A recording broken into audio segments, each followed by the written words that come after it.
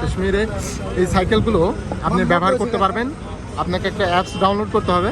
এই যে এখানে প্রথম 30 মিনিট ফ্রি, তারপরে 60 মিনিট 5 রুপি, তারপর হচ্ছে 120 minute 10 rupee, 2 hours to 3 hours 25 rupee, 4 ঘন্টা পর্যন্ত 50 রুপি, 6 ঘন্টা পর্যন্ত আপনাকে 100 রুপি, আর 8 ঘন্টা পর্যন্ত 200 রুপি, আর 8 ঘন্টার অতিরিক্ত হলে 350 রুপি। আর একটা বিষয় হচ্ছে 24 ঘন্টার বেশি রাখতে পারবে না, এর বেশি রাখলে 5000 টাকা জরিমানা, 5000 রুপি।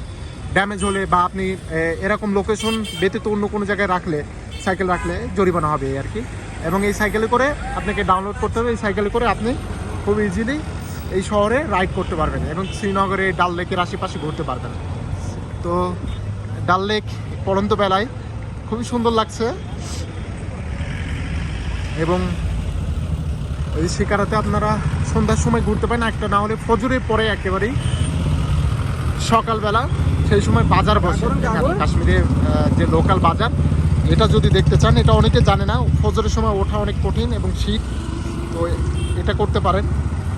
এটা খুবই সুন্দর জায়গা এখানে, এবং শিকারা ভাড়া করে খুবই সাবধান হবেন, কারণ এখানে প্রতারণাও হয় বেশি।